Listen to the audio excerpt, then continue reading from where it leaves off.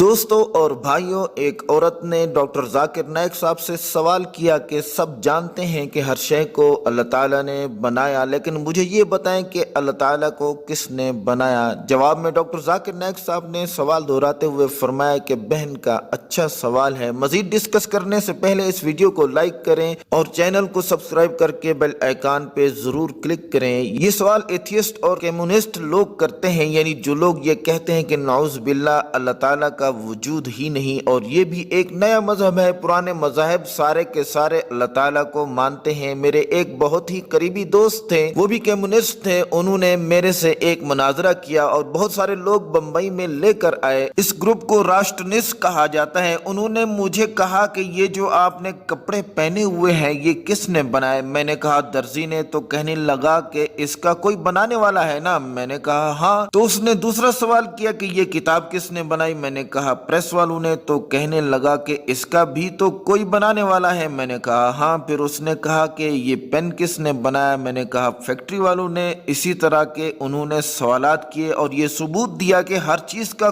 کوئی نہ کوئی بنانے والا ہے، حالانکہ وہ اپنے ہی سوال میں پھنستے جا رہے تھے اور خود ہی اللہ تعالیٰ کے وجود کے دلائل دے رہے تھے، لیکن ان کا خیال تھا کہ ڈاکٹر ذاکر نائک صاحب اس سوال میں ضرور لاجواب ہوں گے کہ جب ہر چیز کو اللہ تعالیٰ نے بنایا تو اللہ تعالیٰ کو کس نے بنایا؟ یہ ان کا صرف خیال تھا۔ آگے چلتے ہیں تو اس نے اگلا سوال کیا کہ اتنا بڑا سورج کون بنا سکتا ہے؟ اتنا بڑا چاند کون بنا سکتا ہے؟ اور اس نے بہت سارے سوالات کیے۔ تو پھر وہ کہنے لگا کہ آپ اس بات پہ تو ایگری ہے نا کہ ہر چیز کا بنانے والا کوئی نہ کوئی ہے؟ تو راشٹرنسٹ گروپ نے کہا کہ آپ بھی کہتے ہیں کہ ہر چیز کا خالق بنانے والا کوئی نہ کوئی ہے، ہم بھی کہتے ہیں کہ ہر چیز کا بنانے والا کوئی نہ کوئی ہے، آپ اپنی اس بات سے پھریں گے تو نہیں؟ تو میں نے اپنے دوست سے کہا کہ میں اسی بات پہ تو خوش ہوں نا کہ ہر چیز کا بنانے والا کوئی نہ کوئی ہے، یہی تو میرے لیے خوشی کی بات ہے، اسی لیے تو میں آپ لوگوں سے مناظرہ کرنے آیا ہوں۔ پھر اس نے مجھے ایگری کرنا چاہا کہ ہر چیز کا جب کوئی نہ کوئی بنانے والا ہے تو سب سے پہلا بنانے والا کون ہے؟ اپنے طور سے وہ مجھے پھنسا رہا تھا اور مجھے پتا تھا کہ یہ خود یہاں پھنسنے جا رہا ہے۔ تو میں نے جواب دیا کہ سب سے پہلا بنانے والا وہی اللہ تعالیٰ ہی تو ہے جسے ہم فرسٹ کریٹر کہتے ہیں۔ تو وہ کمیونسٹ کہنے لگا کہ ہم مان گئے کہ اللہ ہی سب کچھ بنانے والا ہے۔ وہ سمجھے کہ ہم اگلا سوال کریں گے کہ اللہ تعالیٰ کو کس نے بنایا ہے، اور میں نے کہا کہ اس بات کو تم مان گئے نا کہ اللہ تعالیٰ ہے؟ تو وہ تو